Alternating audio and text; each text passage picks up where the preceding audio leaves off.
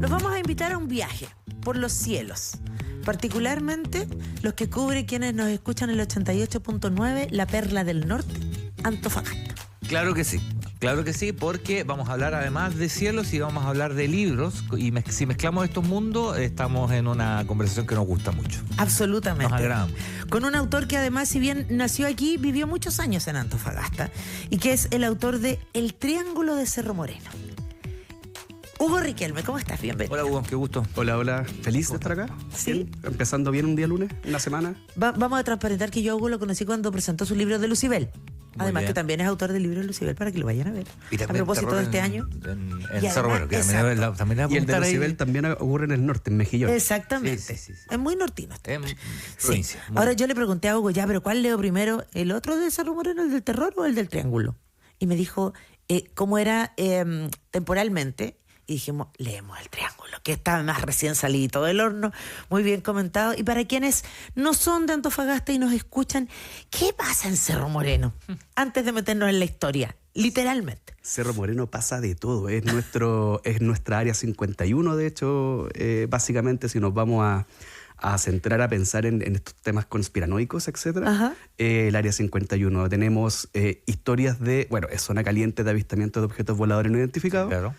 Además hay una base militar, una base de la Fuerza Aérea, hay regimientos del ejército, zona de duendes, en donde se habla mucho acerca de los gentiles, etcétera, y también marcado tiene la historia, junto con el aeropuerto, de estos incidentes, accidentes y desapariciones de aviones, tanto aviones caza de la Fuerza Aérea, bombarderos e incluso algunos aviones civiles que se han accidentado o han desaparecido en extrañas circunstancias. Entonces, todo pasando en el norte. Cuando esos mitos, ¿no?, ocurren en ciertos lugares, ¿no?, uno crece, puede ser este lugar u otro, pero uno crece con esta cosa de la oralidad, de que te van llegando toda esa historia. A partir de ahí vas construyendo este libro, el de Terror de Cerro Moreno también, que se lo leí también además, digamos, pero ese lo leí antes, te lo leí ahora. Y hay obviamente una conversación entre los dos textos, pero te quiero preguntar, ¿surge a partir de ahí? O sea, hay inspiraciones que tú tomas, algunas cosas que son parte del inconsciente colectivo, que a lo mejor a la gente allá le suena muy común y a nosotros no tanto, y a partir de ahí construyes. ¿Cómo vas desembarcando, digamos, el libro? Es muy interesante la pregunta, porque yo tengo la sensación de que no es un tema tan conocido ni siquiera en Antofagasta. Buenísimo. En mi caso yo lo conocía porque yo crecí en la base de Cerro Moreno. Yo soy hijo de exfuncionario de la Fuerza Aérea, de un suboficial por ahí, clase de la Fuerza Aérea, y pasábamos mucho tiempo, las vacaciones sobre todo, en Mejillones, en donde en los carretes de los papás, es divertido hablar de los carretes de los papás, porque yo hoy día tengo la edad que tenía mi viejo en esa época, y yo decía, pero ¿cómo está carreteando? Yo hago lo mismo. Y en esos carretes, con los amigos conversaban acerca de estos temas. Después de un par de piscolas, etcétera, salían a la luz estos temas clásicos. Tú hablabas, mi viejo, los amigos eran mecánicos de estos aviones, los Hawker Hunter, los F-5, los Elcan, etcétera, y siempre salían esta información acerca de los accidentes. ¿Te acordás cuando nos tocó rescatar a tal persona?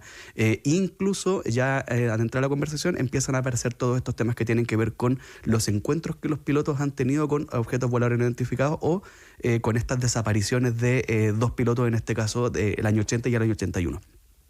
Pero para mí era normal porque lo escuchaba en estos carretes. Cuando yo salgo a estudiar a Antofagasta, a la ciudad, me doy cuenta que en realidad nadie habla del tema. Ya era un tema solamente para mi círculo cercano. Y me acuerdo que el año 2001, 2003, no estoy 100% seguro qué año, empezó a tener un poco más de revuelo porque hubo un accidente de una avioneta de carabineros que se estrelló al sur de Antofagasta, entre Taltal y Antofagasta. Y también cuando se estrella, uno de los hechos que marca como el misterio es que se pierde contacto radial y desaparece del radar de pronto el avión, hasta que lo encuentran 2 semanas después los restos y lamentablemente la tripulación fallecida. Pero cuando ocurre este hecho, en esas 2 semanas en donde se estaba haciendo la búsqueda, se reflotó el caso del Triángulo de Cerro Moreno, con este nombre que obviamente es un guiño a el Triángulo de las Bermudas. Claro, por supuesto. Obviamente es un nombre que no le puse yo, es un nombre que se ocupaba en aquellos años en prensa, se ocupaba en el boca a boca, y se empieza a hablar acerca de estos casos que han habido, y ahí yo dije, esto es un tema. Entonces ahí empieza la labor de investigación y la labor de descarte, porque hay muchas cosas atribuidas. Seguro. Y uno tiene que quedarse como con... De pronto algunos amigos dicen, te quedáis con lo más aburrido, pero yo encuentro el contrario, es como que me quedo con lo que justamente es un misterio, ¿cachai? O sea, de todas las cosas ayer, por ejemplo, sorry lo disperso, pero ayer, por ejemplo, me mandaron un montón de videos de un objeto volador no identificado que se viralizó en redes sociales que se observó en Antofagasta. ¿Con forma de cigarrillo? Con forma de cigarrillo. Y yo ese video, cuando lo vi el primero, dije, esto está en el horizonte contra el mar. Y luego empecé a ver más videos, otros ángulos, me doy cuenta que el Morro Moreno se veía medio borroso a la izquierda del cuadro. Entonces dije, esto está dentro de la bahía. Eso quiere decir que en donde se ve este objeto está la base de Cerro Moreno y está el aeropuerto. Entonces Claro. después, indagando un poquito más, claro, lo que se veía que parecía como un cigarro eran las luces de la pista de aterrizaje. Perfecto. ¿Cachai? Entonces de pronto investigar y profundizar Sí, y escarbar un obviamente. poquito es más El entretenido descarte que que decís tú. justamente. Claro. Oye, pero además, Hugo, esta historia, digamos, ¿no? La de Carlos González, la María Isabel, Pardo y todo el séquito que aparece de personaje, ocurre a comienzos de la década de los 80. Este es un libro que está ficcionado, pero también basado en hechos reales. Tú eliges esa época porque pasó algo que marca ese periodo y desde ahí te quisiste agarrar, o porque además le sirve de contexto todo lo que significaba esa época para la Fuerza Aérea de Chile. Estamos hablando de plena época de la dictadura cívico-militar. Exacto, y ya estamos hablando de una base que fue campo Exacto. de prisionero y tortura y hay personas que desaparecieron y murieron Y ahí. por lo mismo, exactamente. Y de las mismas filas. Exacto. Entonces, sí, mira, es una mezcla de todo.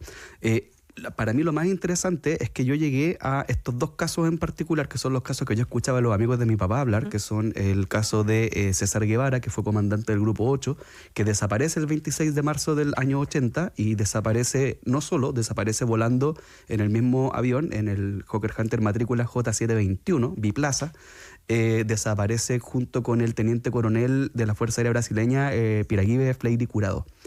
Ellos desaparecen se fuman, ya entran a un banco de nubes y no se encuentra nunca más ni el avión, ni sus cuerpos, y por mucha búsqueda que hubo, no apareció nada de que pueda identificar o que tú puedas decir, mira, acá se estrelló. Claro. ¿Ya? Y al año siguiente, el 10 de marzo del año 81, hay un incidente similar que afecta al piloto Alexis Núñez.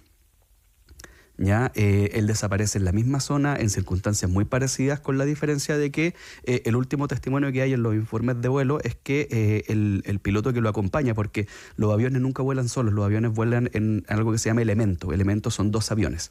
¿Ya? El piloto que iba acompañando, es que la otra parte de ese elemento, da como testimonio que él ve que el piloto se eyecta y que se abre el paracaídas. Ya. Pero nunca se encontró el avión y tampoco se encontró el del piloto. paracaídas. Exacto. Tampoco. Entonces eso es lo que a mí me llamaba la atención cuando empecé a buscar información. Era como el teniente Bello. Algo como el Teniente Bello, pero acá estamos hablando ya de dos hechos similares en la misma zona. Y en una zona que además tiene un historial de avistamientos de objetos voladores no identificados testimoniados Y donde se supone que son los cielos más limpios, además. y que los mismos pilotos de la Fuerza Aérea son los que dan el testimonio. Claro. O sea, me tocó perseguir tal cosa, ya me ordenaron interceptar tal cosa. Entonces, claramente eso a mí me disparaba la imaginación. En un momento tuve la tentación de hacer este libro en la época contemporánea, pero también después encontré súper interesante lo otro que conversaba, que mencionabas tú, hablar de la base en los 80 mientras estamos en dictadura y mientras se están llevando a cabo torturas dentro de la misma base. O sea, intentar retratar la cotidianidad de lo horrible. Entonces, por ahí surgió la idea de armar estos personajes. Claro. Y obviamente, como yo soy novelista, yo no soy periodista, yo soy novelista, yo decidí tomar muchos casos para armar esta novela en una sola secuencia. Entonces, Carlos González no es directamente Alexis Núñez. ¿Ya? De hecho, hay diferencias radicales entre el personaje real y el personaje de la novela. Yo lo que hice con Carlos González fue tomar varios pilotos y mezclarlos dentro de este personaje para poder armar una historia que me permita hablar de todos los demás casos que hay en la zona. Hugo, y hay un tema también, ¿no? Súper interesante, como todos los libros siempre tienen capas, ¿no? Y también está en Terror en Cerro Moreno, que tiene que ver con esta convivencia que hay en las bases, ¿no? Que me parece un libro en sí mismo. O sea, Sí. hay una historia ahí en sí misma. Mencionabas que además tiene que ver mucho con tu biografía, ¿no? ¿Cómo tomas efectivamente ese elemento que de pronto uno lo ve, lo escucha y todo, pero para que no lo hemos vivido o lo hemos escuchado, claro, tiene características bien particulares, es como una especie de no sé si mundo paralelo, pero sí una especie como de micromundo, ¿no? Con relaciones humanas bien especiales, bien particulares, que te ves siempre. No es lo mismo vivir en la población de oficiales que la de suboficiales. Además, ¿no? La Toyita no habla con la de los suboficiales. Ahí hay un punto respecto también, por ejemplo, lo dice la esposa de Carlos, María ¿no? Luisa. Claro, me dice, yo me había acostumbrado a lo otro y me cambié Claro. para acá. Entonces, hay un tema con las familias, con los hijos, con las hijas, ¿no? Con las señoras, esposas, esposos. Sí, Es un micromundo, ¿no? efectivamente. Y ¿sabes qué? A mí me resultó interesante hablar de esto porque cuando yo salí de este mundo me di cuenta que no era normal. Ujú. Entonces, obviamente para mí era, obviamente el mundo es así, esto funciona así. Todos vivimos nuestras propias Claro. burbujas. Exacto, y yo nunca cuestioné el hecho, por ejemplo, de que la población de oficiales estuviese separada de la población de suboficiales, nunca cuestioné el hecho de que los hijos de oficiales no se juntaran con los hijos de suboficiales, no cuestionaba el hecho de que en la iglesia, por ejemplo, cuando tú ibas a misa, yo fui muy poco a misa, yo me declaré ateo muy chiquitito, pero en la época en la que me tocó ir a misa, los hijos las familias de suboficiales se sentaban a un lado de la iglesia y las familias de oficiales al otro lado de la iglesia. Y el mismo hecho que yo me imagino que tiene que ver con la época, que para mi viejo era súper importante que nosotros nos portáramos bien. ¿Por qué? Porque la carrera militar no la hacía solamente el funcionario, sino que la hacía toda la familia. Sí. Entonces, cualquier condoro que yo me mandase, Claro, le repercutía, repercutía claro. en su carrera. De hecho, conozco casos lamentables de amigos que les costaron el trabajo al papá, ya que se mandaron algún condoro y los papás los dieron de baja por esos errores. En el otro libro se nota, Sí. en Terror en Cerro Moreno se nota. Sí, ahí está más construida la relación hijo-padre. Sí, sí, acá, sí. acá en Pablo, esposa-padre. Hay esposa, Claro, acá, pareja. esposa, Sí, Esposa-padre. sí, sí. De hecho, yo la novela la armé pensando en un matrimonio en crisis. Y dije, esta crisis se va a ir exacerbando o solucionando por esta Tema presencia de trabajo y claro. Exacto. Pero claro, a mí me dieron ganas de hablar de eso porque me di cuenta que no era normal. O sea, yo conversaba acá en Santiago, cuando me vine a vivir a Santiago el 2016 más o menos, y me juntaba con otros colegas escritores, yo les contaba las cosas que me pasaban cuando yo vivía en la base, todos quedaban así como que entre que no me creían y les parecía demasiado maravilloso. Y yo decía, pero si así era. Exacto. ¿Cachai? Y además, el otro contraste que yo quise mostrar acá es lo normalizada que están ciertas cosas que tienen que ver con la época. ¿Ya? No se habla de lo que pasa dentro de la base. En la ciudad no está pasando nada malo.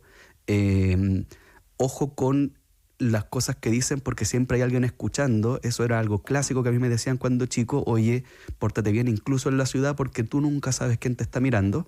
Y es porque efectivamente en la base existían los sapos, ¿ya? Que era personal de inteligencia, que normalmente cuando alguna persona o alguna familia en particular le interesaba, te sacaban todo el rollo, cuál era tu rutina, qué es lo que hacías, con quién te juntabas, a dónde ibas, etcétera. Te mandaste un condoro en el colegio, se enteraban de estas cosas. Y claro, cuando tú salías al mundo civil, esa cuestión es muy invasiva, ¿cachai? Claro. ¿Y cómo hacen la vista corta a muchas situaciones? Hay un diálogo ahí entre el coronel y Gabanelli que es bien interesante a propósito de eso, ¿no? De, oiga, no se dijeron mucho, pero sabían efectivamente en qué contexto estaban y de qué estaban hablando. Estamos hablando de lo mismo, sabemos de lo que estamos hablando. Y sabes que además llama la atención y es interesante porque estamos hablando además de un Chile que si bien fue hace muchos años, es el Chile que vivió una de las principales cartas presidenciales que tenemos hoy día, ¿no? Finalmente Evelyn Matei nació también en ese contexto, también se crió en un contexto similar y no deja de ser interesante poder analizar también la cosa desde esa mirada. Y es complejísimo porque el papá de esta candidata efectivamente es una piedra que rompe la Fuerza Aérea. O sea, no es una persona que haya sido querida en su época. Y en el libro está reflejado. ¿Ya? Fue resistida porque estamos hablando de una persona que toma la comandancia en jefe cuando el general, que era un general que era muy querido por las bases, ¿ya? Yo siempre lo digo acá cuando converso de este tema. General Lee, ¿no? Exacto, despejemos acá no hay héroes. ¿Ya? Claro. Pero Lee dentro de la Fuerza Aérea era una persona muy querida y los funcionarios eran muy leales a él.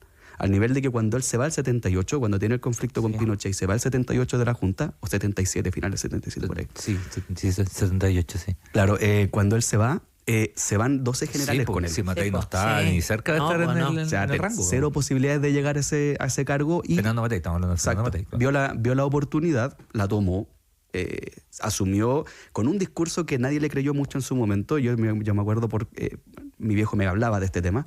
El discurso de él era: si no tomaba yo la comandancia en jefe, Pinochet iba a poner a alguien del ejército a cargo de la Fuerza Aérea. Eso no iba a pasar nunca. Pero era el discurso que él tenía para poder validar el haber dicho que sí. O sea, de hecho, yo crecí escuchando que él era el general que dijo que sí, así como en Game of Thrones cuando dicen el rey que se arrodilló, ¿cachai? Algo en ese mismo sentido. Entonces dije, también va a ser interesante hablar de este tema. Tenemos en este caso, el personaje que lo resiste es la esposa de un coronel. Coronel es la segunda antigüedad dentro de una base. Sí. Entonces es una persona importante y que además tiene la desfachatez de saber que puede decir lo que quiere y no le va a pasar nada. Entonces se la juega ahí con unos comentarios. Hay espalda. Exacto. Hay espalda, justamente.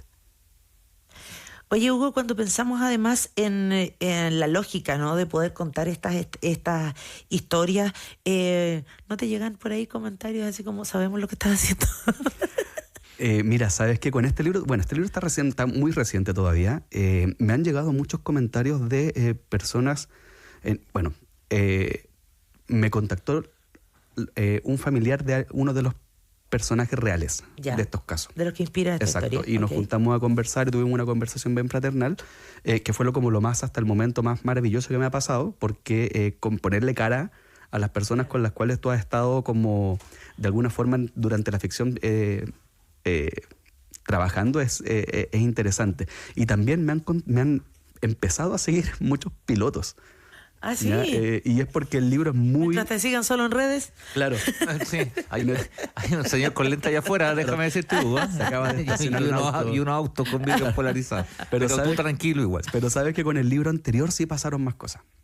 Con el libro anterior sí pasaron más cosas que tienen que ver con algún grado de molestia dentro de la institución por la cantidad de preguntas vía transparencia que se estaban haciendo a propósito de lo que la novela estaba tratando. Bueno, y en esa novela, yo sé que estamos hablando de esta, pero también tiene que ver con un mundo militar y tiene que ver con mejillones, lo que tú comentabas, ¿no? Y con hechos me parece del que 2000. Ahí nombráis cosas incómodas. Sí. Ese libro es mucho más incómodo. No podemos decir más, pero... Es un libro que está ambientado en el año 2000, entonces es un libro en plena democracia en donde se están ocultando cosas. Y ahí sí, ese libro generó un poquito más de revuelo y yo sé por primera fuente que es un libro que se llegó a tratar en las reuniones en donde ¿qué hacemos con este libro? Pero está bien que lean. Sí. Todo el mundo. Ahora, no sé si lo leyeron, pero por lo menos de que le hizo ruido. El espacio físico, ¿no?, donde transcurren estas historias y a lo mejor otras que has escrito y que vas a escribir, ¿lo piensas también como